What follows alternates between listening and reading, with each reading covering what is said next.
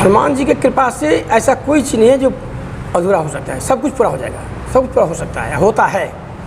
जो मन से ध्यान करें, पूजन करें, निश्चित रूप से पूरा होता है। जग में कोई न ऐसा काम जिसको कर न सके हनुमान। प्रकट होते लेते नाम, संकट मोचन कृपा निधान। प्रकट होते लेते नाम, संकट मोचन कृपा निधान।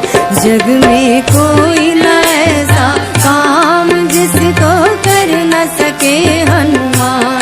जग में कोई न ऐसा काम जिसको कर न सके हनुमान। प्रकट होते लेते नाम, संकट मोचन कृपा निधान। प्रकट होते लेते नाम, संकट मोचन कृपा निधान। जग में कोई न ऐसा काम जिसको कर न सके हनुमान। जग में कोई न ऐसा काम। जय सिया राम। जय सिया राम। सब सुख लहे तुम्हारी सरना, तुम रक्षक काहू को डरना। हनुमान जी की पूजा आराधना से सब संभव है और लगातार हम इस बात को दोहरा भी रहे हैं। और जहाँ कहीं भी विद्वान पंडितों से, आचार्यों से हमारी मुलाकात होती है तो यही हम जानने की कोशिश करते हैं कि हनुमान जी को कैसे शीघ्र प्रसन्न किया जाए और हनुमान जी की कृपा प्राप्त करने के लिए हम किस प्रकार से उनकी पूजा आराधना करें। रामनवमी काफ़ी करीब है और चैत्र शुक्ल नवमी के दिन मर्यादा पुरुषोत्तम भगवान राम का जन्म अभिजीत मुहूर्त में हुआ। और उस दिन हनुमान जी की पूजा आराधना का क्या विशेष महत्व है, यही जानने के लिए इस वक्त हम पहुँचे हैं पंडित जीवेश मिश्रा जी के साथ। स्वागत है आपका पंडित जी। जय सिया राम। जय सिया राम। पंडित जी, आपसे बातें भी हो रही थी। रामनवमी तो अपने आप में काफ़ी महत्व रखता ही है और उस दिन हनुमान जी के पूजन का भी विशेष महत्व है। तो सबसे पहले तो आप ये बताइए कि रामनवमी को शुभ मुहूर्त हम कब माने और जो लोग व्रत करना चाहते हैं वो कब से शुरू करें? तो रामनवमी जो इस बार है वो रविवार के दिन पड़ता है, 10 तारीख को। 10 तारीख को 10 है। अप्रैल जी। 10 अप्रैल को है। तो नवमी तो ऐसे सूर्योदय काल से ही प्राप्त होता है, लेकिन राम का जन्मोत्सव जो मनाते हैं वो ठीक 12 बजे 11:59 पर जा कर के उनका पटाक्षेप होगा। उससे पहले उनको स्वरूप को वो बंद कर दे, बढ़ा देते हैं और ठीक 12 बजे उनको पटाक्षेप करते हैं, पटाख खोलते हैं। और खोलने के बाद उनका जो है वो भय प्रगति वाला दीन दयाला इस स्तुति से उनका पहले यानी जन्म शुरू करते हैं। उसके बाद उनका जो स्वरूप होता है उन स्वरूप को उनको पंचोपचार, दशोपचार या शुद्धोपचार से पूजन करते हैं। और उस दिन रामायण का पाठ पूरा अखंड रामायण अथवा सुंदरकांड विशेष उस दिन बहुत लगता है। रामनवमी के दिन हनुमान जी की पूजन का क्या महत्व है और किस प्रकार से हनुमान जी की पूजा आराधना किया जाए? ऐसा माना जाता है जो सबके प्रिय होते हैं उनको मना ले तो सब बन जाता है। हनुमान जी राम जी का सबसे प्रिय भक्त हैं। तो हनुमान जी यदि प्रसन्न हो जाते हैं तो राम जी उनके माध्यम से स्वयं प्रसन्न हो जाते हैं। इसलिए ये परंपरा है जो हनुमान जी को मनाने का। जी जी। ये माना जाता है जो हनुमान जी का भी पूजा अर्चना कर लिया, हनुमान जी प्रसन्न हो गए तो राम जी प्रसन्न होगा ही होगा, वो उनको होना ही पड़ेगा, क्योंकि प्रेम बस में वो प्रेम में बंधे हो जाते हैं। तब तुम्हारे भजन राम को पावे। जी जी जी। बोली गणेश का पूजा करें या सूर्याज पंजीता पूजा करें। उसके बाद कलश रखें, कलश पर पूजन करके फिर नवग्रह पूजन करें। नवग्रह पूजन करके उसमें तुलसीदास जी का आह्वान करके जाप करें, वाल्मीकि का आह्वान करके उनका पूजन करें। उसके बाद भरत, शत्रुघ्न, लक्ष्मण पूजन करें। उसका प्रधान पूजन जो हुआ सीता सहित राम का ध्यान करके उनका पूजन करें। पूजन करके फिर उनका भोग लगा करके सुंदरकांड का पाठ करें। पाठ करके फिर उसके बाद जो है उनका अपना आरती करें। मतलब हनुमान जी की प्रथम पूजा करें और उसके बाद क्रमशः भाइयों की पूजा हो और फिर आखिर में भगवान राम और सीता की एक साथ पूजा अभ्यर्थना किया जाए और फिर जो पाठ करना है उसको भक्त उस पाठ को करें। जैसे पंडित जी आपसे बातें हो रही थी तो बहुत सारे लोग हैं तो सुंदरकांड तो बस हाथ जोड़ते हैं, दीप जलाते हैं और पढ़ना शुरू कर देते हैं। आप बता रहे थे कि विधिवत अगर किया जाए तो कलश स्थापना करके किया जाए। हाँ। यानी कोई व्यक्ति अगर रामनवमी के दिन सुंदरकांड का पाठ करना चाहता है तो कोई भी मिट्टी का कलश लेकर के आए या फिर घर में जो पात्र है कोई भी कलश लोटा हो या कलश बना ले। हाँ। जी। और उसके बाद कलश इसलिए मानते हैं, कलश पर माना गया है शास्त्र, अपना सनातन शास्त्र ये कहता है जल पर, जल में अथवा फल पर किसी भी देवी देवता का आह्वान किया जाता है, इसलिए कलश रखने का प्राण है। कलश में माना गया जितने देवी देवता है सब उसमें विद्यमान है, हो जाते हैं, तो इसलिए उनको रख करके फिर अपना पूजन करते हैं। सबसे पहले कलश का पूजन, उसके बाद नवग्रह पूजन, उसके बाद क्रमशः जो राम दरबार का पूजन का क्रम करके पूजा करके और फिर सुंदरकांड का पाठ करें। यानी जो लोग भी हनुमान जी को प्रसन्न करना चाहते हैं रामनवमी के दिन, इस विधि से उनकी प्रसन्नता के लिए ये पाठ कर सकते हैं। हनुमान चालीसा तो सर्वमान्य और सर्वविदित पाठ तो है ही। वो तो सुंदरकांड में भी पहले या बाद में, सुंदरकांड हनुमाष्टक ये सब लोग करते हैं, सुंदरकांड भी करते हैं जी। उसमें पहले अथवा बाद में हनुमान चालीसा, हनुमान अष्टक ये करते हैं। जी जी। जब पिछली बार आपसे मुलाकात हुई थी पंडित जी तो आपने बजरंग बाण की चर्चा की थी और बजरंग बाण के बारे में बताया था कि जब तक कोई विषम परिस्थिति ना हो, विकट परिस्थिति ना हो, तब तक बजरंग बाण के पाठ से बचना चाहिए। लेकिन बहुत सारे भक्तों की जिज्ञासा आपसे रही कि अगर कोई व्यक्ति किसी समस्या में है, आजकल जैसे भौतिक युग में किसी को आर्थिक समस्या है या किसी उसको रास्ता नहीं मिल रहा या कुछ इस तरह की समस्या है, तो क्या वो बजरंग बाण का पाठ कर सकता है? हाँ, कर सकते हैं।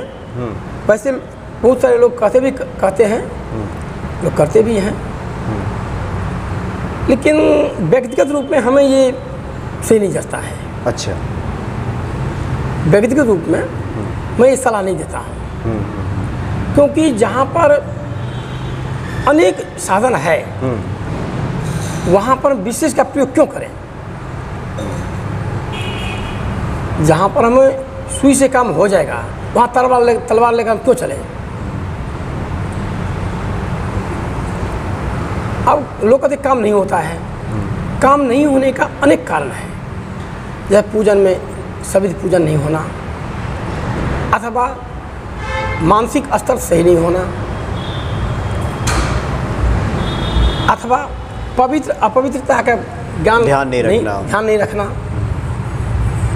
ऐसी बात नहीं है। यदि आप किसी भी देवता को मन पवित्र से कोई भी ध्यान करें तो फल अवश्य होता है, नहीं होने का मतलब नहीं होता है।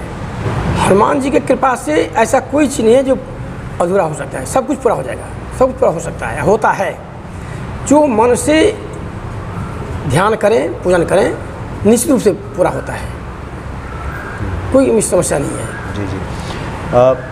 भक्तों को याद भी होगा पंडित जी ने चूँकि बजरंग बाण के बारे में व्यक्तिगत तौर पे बनाए इसलिए करते हैं कि अपने आराध्य को इसमें आदेशित किया गया है, शपथ दिलाई गई है हनुमान जी को कि उठो उठो चलो तो ही राम दुहाई जैसी बात की गई है, भगवान राम की शपथ दिलाई गई है जी। इसलिए व्यक्तिगत तौर पे आपका ये मानना है कि बहुत सारे ऐसे उपाय हैं, जय हनुमान भी कह दिया तब भी काम हो जाता है, हनुमान चालीसा तो अपने आप में पर्याप्त है ही, हनुमान चालीसा ही काफ़ी है। तो फिर हनुमान जी को शपथ दिलाने की क्या आवश्यकता? विकट से विकट परिस्थिति में यदि आप संकल्प करके और 108 बार हनुमान चालीसा पाठ कीजिए, एक आसन पर करके कीजिए, निश्चित काम होगा। कोई आजमा कर देख ले, लेकिन विश्वास के साथ। ये नहीं जो मैं हनुमान जी को जांचता हूँ या पंडित जी को जांचता हूँ, पंडित जी बोले हैं तो जांच रहा हूँ, ये नहीं। विश्वास के साथ यदि वो करें तो अवश्य काम होगा। नहीं होने का मतलब ही नहीं कोई है। नहीं, सही कहा आपने। जब हनुमान चालीसा नाम से हो सकता है तो उनको शपथ क्यों दूं मैं? जब वो सुलभता से काम मेरा हो रहा है तब शपथ वो कुछ उचित नहीं है। सही कहा आपने। कई बार होता है कि हमारे मानसिक स्तर पे त्रुटि हो जाती है, जांचने के लिए या देखने के लिए हनुमान जी सच में करते हैं क्या, और तो यदि हम जांच करें तब बिल्कुल नहीं होगा। पंडित जी ऐसे कहे हैं, मैं उनको जांच कर लेता हूँ तो काम बिल्कुल नहीं होगा, हो नहीं सकता है। अथवा मैं ये जांचूं जो हनुमान जी ऐसे कर सकते हैं कि नहीं करते हैं तो नहीं होगा, कदापि नहीं होगा। या देखो कि पंडित जी ने कहा है कि 11 पाठ या 21 पाठ करो, नहीं होगा तो फिर पंडित जी जाके पूछेंगे। तो इस भाव से अगर किया जब जाए तो आपके मन में संदेह है तो मैं जांचूं पंडित जी को क्षमता को अथवा हनुमान जी की क्षमता को मैं आजमा रहा हूँ तो बिल्कुल नहीं होगा। प्रेम से श्रद्धापूर्वक करेंगे तो बिल्कुल होगा, नहीं होने का मतलब नहीं है। अब होता कितने को हो गया, कितने यहाँ से पूजा अर्चा करके गए, उनका पूरा काम हुआ है।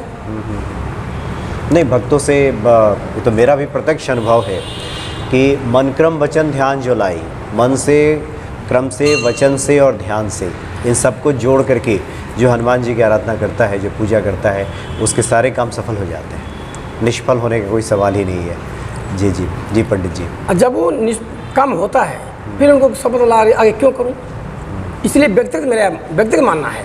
वैसे तो बहुत सारे पंडित करते ही हैं, लोग पाठ करते ही करते हैं, मैं नहीं कहता हूँ करने के लिए। जी जी जी हाँ, जाहिर सी बात है कि जो हमारे आराध्य हैं, जिनके हम भक्त हैं, उनको आदेश कैसे दे सकते हैं, उनको आदेशित कैसे कर सकते हैं? तो इस भाव के लिए, इस भाव के साथ कि बजरंग बाण के पाठ से बचें, ना ही करें तो ठीक है, हनुमान चालीसा ही अपने आप में पर्याप्त है।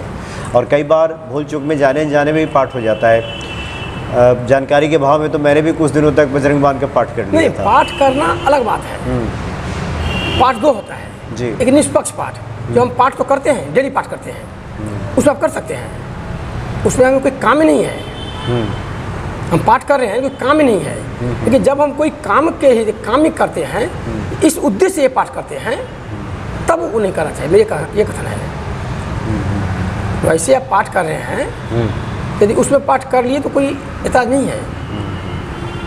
जी जी। एक आखिरी जिज्ञासा लोगों की है, जो कि 10 अप्रैल को रामनवमी है और 16 अप्रैल को हनुमान जी का जन्मोत्सव है, हनुमान जयंती है। तो क्या रामनवमी से लेकर के हनुमान जयंती तक भी कुछ लोग अनुष्ठान करना चाहते हैं? तो कोई क्या कुछ इस तरह का अनुष्ठान है जो कि व्यक्ति इतने दिनों में करे और उस दिन जाकर के पूरा हो और उसके जो सकल मनोरथ है वो पूरे हो?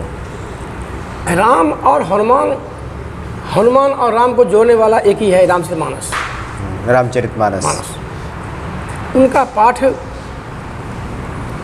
अखंड रामायण 24 घंटा का, नवाह पारायण 9 दिन का, मास पारायण 1 महीना का, ये कल्प है। अभाव में जितना ही हो सके कम से कम 5 दोहा डेली अवश्य करें।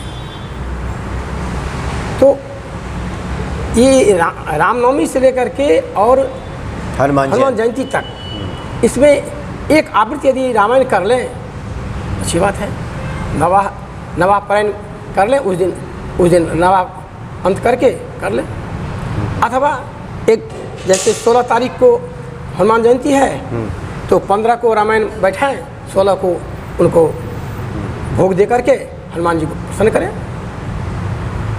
जी जी जी। ऐसे जैसे रामनवमी है, उसमें भी लोग एक दिन पहले से जो है, कितने लोग एक दिन पहले से रामायण करते हैं, उस दिन रामायण का अंत करते हैं। ऐसे करते हैं जो ठीक 12 बजे जो है अंत हुआ, उसके बाद रामायण को स्थापित करके फिर वो राम जन्मोत्सव मनाए, उसके बाद अपना भोग आरती करके फिर। जी जी। यानी किसी भांति से आप पूजन कर सकते हैं, प्रमुखता तो भाव की है। और तो पूजन का कोई यही नियम है कि कोई नहीं है, क्योंकि पंचोपचार, 10 और 16 उपचार ये उपचार माना गया है। इसके अतिरिक्त आजकल 23-26 ऐसे लोग मानते हैं, करते हैं। लेकिन वैदिक परंपरा में 16 उपचार जो है ये माना गया है। उसके बाद राजोपचार माना जाता है। लेकिन कोई ही उपचार हो, मानस से बढ़कर कोई नहीं है। सबसे उपचार मानस पूजन जो है, क्योंकि मन को यदि केंद्र के आप कुछ पूजा करते हैं, यदि सिर्फ सामान अर्पण करने से हो जाए, ऐसा नहीं होता है। सब चीज़ के लिए मन को पवित्र और शुद्ध रखना जरूरी होता है। यानी सामग्री से ज़्यादा आपके मन के भाव की आवश्यकता ज़्यादा है। जी जी पंडित जी। हम कोई प्रसाद लाए भोग लगाने के लिए, लाते रहते उनको कहिए पवित्र है कि अपवित्र है, जहाँ बना वहाँ कौन सा आदमी था, कौन कौन टच किया था, कहीं अपवित्र न हो। वो सामान पवित्र है वा नहीं है, आते आते मेरा मन इतना गुंदन हो गया, वो चढ़ाने वक्त जो मेरा मन जो है वो इतना डगमग होता रहता है, तो पवित्र है या नहीं है, लेकिन मेरा मन जो है अपवित्र हो रहा है, मेरे संशय से भर जाएगा। हाँ, तो जब कभी किसी पर या संशय हो जाता है तो काम नहीं भलाई नहीं होता है। जी जी जी। कहा भी गया संशय आत्मा विनश्यन्ति, तो गीता में भगवान श्री कृष्ण ने कहा ही है, इसलिए संशय से बचिए। हाँ। और पूर्ण विश्वास, पूर्ण आस्था, यह एकमात्र उपाय है, और जिसके हनुमान जी के प्रति ये आस्था और विश्वास जगता है। और पंडित जी आखिर में तो मुझे तो लगता है कि ये आस्था और विश्वास तभी जगता भी है जब हनुमान जी की कृपा भी होती है। हाँ, और नहीं तो व्यक्ति तो ये चलायमान ही रहता है, डमाडोल ही रहता है। बिना देवी देवता के कृपा से आस्था या प्रवृत्ति होता ही नहीं है। इसलिए कहा जाता है देवी देवता प्रसन्न स्वस्थ रखें और धार्मिक प्रवृत्ति देते रहें। धार्मिक प्रवृत्ति बनाए रखें। जी जी। क्योंकि धार्मिक प्रवृत्ति जब तक नहीं होगा तब उनका उत्थान हो ही नहीं सकता है।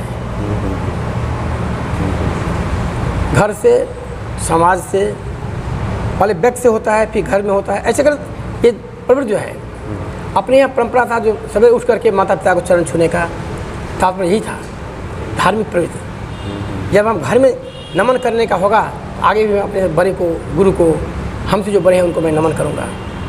आजकल वो परिपाटी हट गया, तो बाहर भी जो है अब चरण छूने के बाद कोई घुटने छूता है, कोई ऊपर से भी कई सर भी नहीं झुकाते हैं।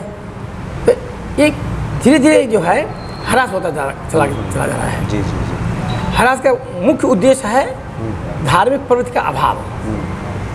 जब श्रद्धा होगा तो अनायास जो है उनके सामने में सर झुक जाता है। अश्रद्धा नहीं होगा, यदि लोगों को दिखाने के लिए होता है तो सर झुकता नहीं है, सिर्फ जो है दिखावना है, खानापूर्ति होती है। जी जी पंडित जी, इसी विश्वास के साथ और इसी प्रार्थना के साथ कि हनुमान जी के चरणों में हमारा जो मन है अनिरक्त रहे, ये श्रद्धा भक्ति बढ़ती रहे। बहुत बहुत धन्यवाद आपका पंडित जी, आपने काफ़ी अच्छी बातें बताई है और समझते हैं कि ये बातें निश्चित तौर पे हनुमान जी के प्रति श्रद्धा को बढ़ाने वाली साबित होगी। जय सिया राम। जय सिया राम। बोल तो हनुमान की जय।